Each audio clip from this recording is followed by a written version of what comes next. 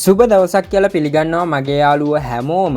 ඔයාලා මේ එකතු වෙලා ඉන්නේ ටෙක් බයි කාවින්ද YouTube channel එකෙන් අරගෙන එන තවත්ම අලුත්ම වීඩියෝ එකක් එක්ක.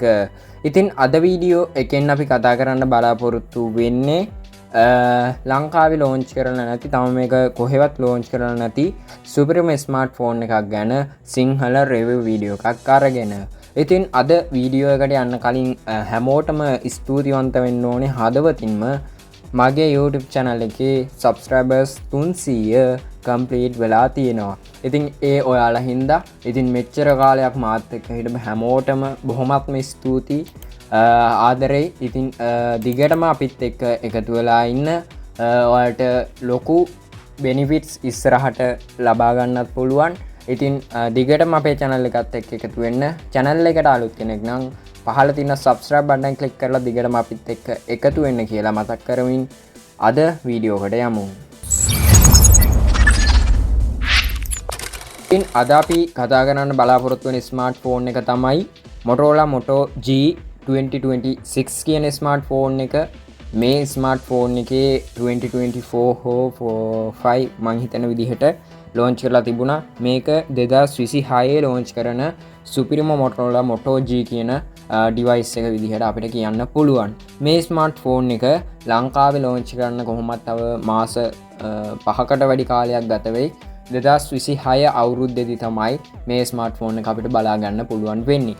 ඉතින් මේ ස්මාර්ට් ෆෝන් එකේ ලෝන්ච් වුණාට පස්සේ අපි හිතන විදිහට රුපියල් 70000න් උඩ ප්‍රයිස් රේන්ජ් එකකට තමයි සෙල් වෙන්නේ බොහෝ දුරට. ඊට අඩු වෙන්නේ නැහැ මේ ස්මාර්ට් ෆෝන් එක. ඉතින් අද මේ ස්මාර්ට් ෆෝන් එක ගැන ඉන් ඩීටේල් අපි කතා කරමු. මේ ස්මාර්ට් ෆෝන් එකේ මුලින්ම අපි ඩිසයින් එක පැත්තට යමු. ඔයාලා දන්නවා Motorola ෆෝන් එකක් යූස් කරන කෙනෙක් නම් Motorola ස්මාර්ට් ෆෝන් හැම එකක්ම වගේ එකම මොඩල් එකට තමයි මේගොල්ලෝ ඩිසයින් එක ඩෙවලොප් කරන්නේ. ඉතින් මේ ස්මාර්ට් ෆෝන් එකේ අපිට ලොකු වෙනසක් බලා ගන්න බෑ ඩිසයින් එකෙන්. මේ ස්මාර්ට් ෆෝන් එකේ අපිට බෑක් ඩිසයින් එක පැත්තට ගියොත් අපිට කැමරා පොඩි බම්ප් එකක් බලා ගන්න පුළුවන්. ඒ වගේම තමයි Motorola Moto ආයතනයේ ලෝගෝ එක සඳහන් කරලා තියෙනවා. එච්චරයි බෑක් ඩිසයින් එකේ බලා ගන්න පුළුවන් වෙන්නේ. සිම්පල් ලුක් එකක් තියෙන ෆෝන් එකක්. ඉතින් ඒ වගේම තමයි ස්ක්‍රීන් එක පැත්තට આવත් ෆුල් ස්ක්‍රීන් එකක් බලා ගන්න පුළුවන්. සයිට් එක පැත්තට ගියොත් විශේෂ දේවල් නැහැ. නෝමල් ෆීචර්ස් ටික බලා ගන්න පුළුවන් පවර් බටන් එක. ඊට පස්සේ අපි මේ ස්මාර්ට් ෆෝන් එකේ ඩිස්ප්ලේ එක පැත්තට යමු. මේ ස්මාර්ට් ෆෝන් එකේ අපිට IPS LCD ඩිස්ප්ලේ ටයිප් එකක් තමයි බලා ගන්න පුළුවන් වෙන්නේ. AMOLED ඩිස්ප්ලේ ටයිප් එකක් දෙන්න තිබුණා. නමුත් අපි බලමු මේ ස්මාර්ට් ෆෝන් එකේ අනික ෆීචර්ස් එක කම්පෙයාර් කරලා. ඒ වගේම 120 රිෆ්‍රෙෂ් රේට් එකක් බලා ගන්න පුළුවන්. 120 රිෆ්‍රෙෂ් රේට් එකක් කියන්නේ හොඳ රිෆ්‍රෙෂ් රේට් එකක්. ෆෝන් එකේ ස්මූත්ලි රන් කරගන්න පුළුවන්. ඒ වගේම තමයි අපිට පීක් බ්‍රයිට්නස් නිට්ස් අගය 1000 කියන්නේ 1000ක පීක් බ්‍රයිට්නස් නිට්ස් අගයක් බලා ගන්න පුළුවන්. ඒක හොඳ ඔපචුනිටි එකක් විදිහට මම දකිනවා. ඒ වගේම තමයි මේ ස්මාර්ට් ෆෝන් එක අඟල් 0.67කින් තමයි බලා ගන්න පුළුවන් විශාලත්වය විදිහට. ඉතින් සාමාන්‍යයෙන් ලොකු ඩිවයිස් එකක් නෙමෙයි, සාමාන්‍ය අතට හුරු සයිස් එකේ ඩිවයිස් එකක් විදිහට තමයි මේ ස්මාර්ට් ෆෝන් එක බලා ගන්න පුළුවන්. ඒ වගේම තමයි මේ ෆෝන් එකේ රිසොලූෂන් අගය පැත්තට ගියොත් 720x1604ක පික්සල් අගයක් බලා ගන්න පුළුවන්. ඇත්තට මේ ෆෝන් එකේ මීට වඩා හොඳ පික්සල් අගයක් දෙන්න තිබුණා නම් ගොඩක් හොඳයි කියලා කියන්න පුළුවන්. පික්සල් අගය නම් ඇවරේජ් මට්ටමක පික්සල් අගයක් තමයි බලා ගන්න පුළුවන් වෙන්නේ. ප්‍රොටෙක්ෂන් එක පැත්තට ගියොත් Korin Gorilla Glass 3 කියන ප්‍රොටෙක්ෂන් එක තමයි ඉන්ක්ලූඩ් වෙන්නේ. සාමාන්‍ය එකත් ඇවරේජ් මට්ටමේ ප්‍රොටෙක්ෂන් එකක් මේ ප්‍රයිස් එකේ බලනකොට. ඊට පස්සේ මේ ෆෝන් එකේ බොඩි එක සම්බන්ධව කතා කරමු. මේ ෆෝන් එකේ අපිට මිලිමීටර් 8.5ක thickness එකක්, ඒ කියන්නේ ඝනකමක් බලා ගන්න පුළුවන්. ඒ වගේම තමයි weight එක පැත්තට ගියොත් ග්‍රෑම් 202කින් බර බලා ගන්න පුළුවන්. සාපේක්ෂව මේ ෆෝන් එක පොඩ්ඩක් ඝනකමින් වැඩි, බරින් වැඩි ස්මාර්ට් ෆෝන් එකක් විදිහට අපිට ගන්න පුළුවන්. බිල්ඩ් එක පැත්තට ගියොත් glass font, ඒ වගේම තමයි අපිට silicon ප්ලම බැක් එකක් බලා ගන්න පුළුවන්. ඒ කියන්නේ eco length බැක් එකක්. බිල්ඩ් එක පැත්තට ගියොත් නම් හොඳ බැක් එකක් අපිට ඉන්ක්ලූඩ් වෙලා තියෙනවා බලා ගන්න පුළුවන්. ප්ලාස්ටික් ෆ්‍රේම් එකක් තමයි ඉන්ක්ලූඩ් වෙලා තියෙන්නේ මේ ස්මාර්ට් ෆෝන් එකේ. ඉතින් සිම් පැත්තට ගියොත් එකවර සිම් කාඩ් එකයි යූස් කරන්න පුළුවන්. ඒ වගේම eSIM පහසුකම මේ ඩිවයිස් එකේ බලා ගන්න පුළුවන්.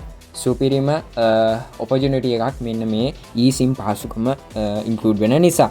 ඒ වගේම තමයි මේකේ අපිට සඳහන් කරලා තියෙන විදිහට water replace design එකක්. ඒ කියන්නේ අපිට මේ ස්මාර්ට් ෆෝන් එකේ වතුර යන්න තියෙන සම්භාවිතාවය ගොඩක් අඩුයි කියලා තමයි තියෙන්නේ ඩිසයින් එක පැත්තෙන් ගන්නකොට.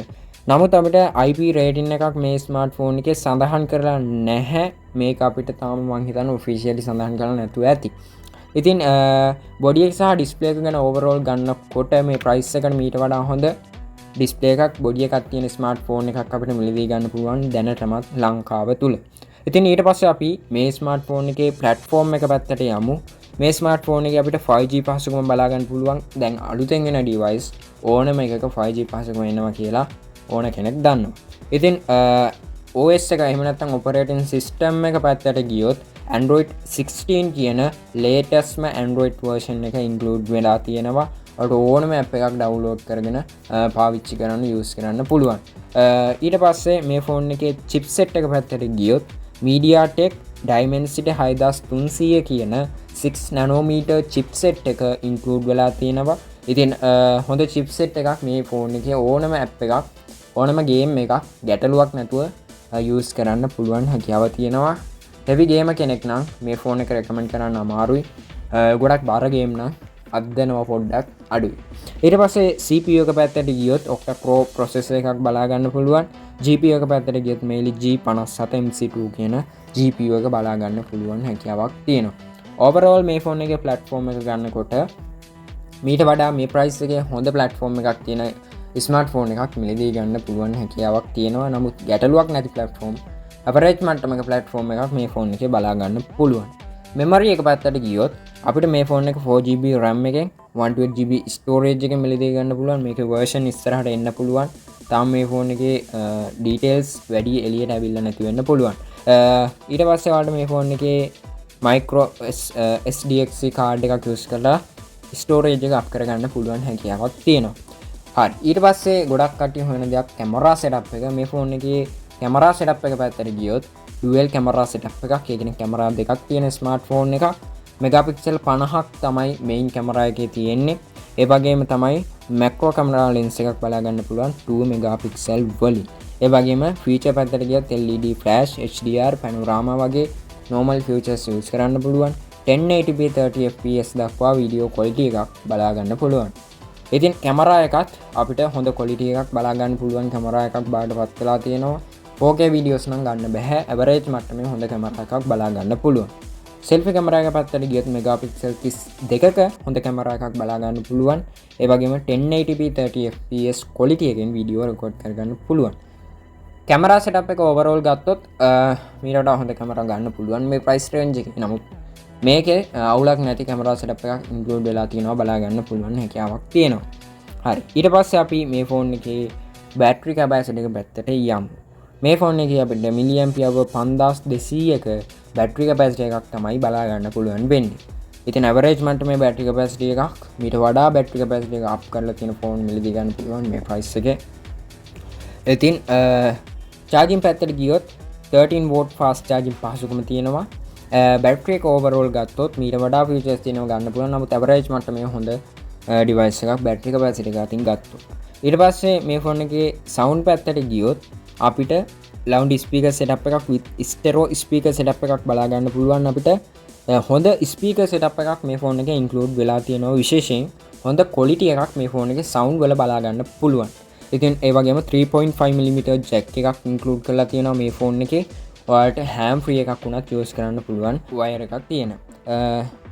ඒ වගේම ඊට පස්සේ අපි මේ ෆෝන් එකේ අමතර features ගැන කතා කරොත් sensor පැත්තට ගියත් fingerprint sensor එක side mount ඒ කියන්නේ ඔයාලට power button එකේම fingerprint පහසුකම බලා ගන්න පුළුවන්. ඒ වගේම තමයි මේ වගේ ඔයාලට proximity compass sensor වගේම ඔයාලට මේකේ තවත් sensors වගේ කීපයක් බලා ගන්න පුළුවන්. ඊට පස්සේ මේ ෆෝන් එකේ අමතර පහසුකම් පැත්තට ගියොත් Wi-Fi, Bluetooth, ඒ වගේම GPS, NFC පහසුකම් පවා බලා ගන්න පුළුවන්. රේඩියෝ පාස් එක මනම් ඉන්ක්ලූඩ් වෙන්නේ නැහැ.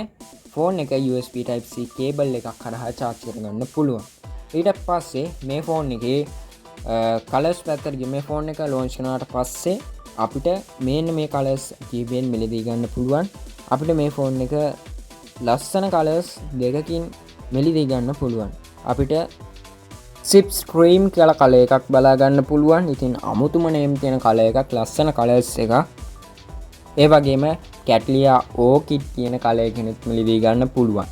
මේ කලර්ස් දෙකෙන් මිලදී ගන්න පුළුවන්. ඔයාලට මේ ෆෝන් එක ලොන්ච් කරාට පස්සේ ලස්සන කලර්ස් දෙකක්, ඩම් පාට සහ නිල් පාටට උහුරු කලර් එක, අලු පාටට උහුරු කලර් එක වෙන්න ඕනේ. ඉතින් මේ ප්‍රයිස් එකට මේ ෆෝන් එක ඕවරෝල් හොඳද?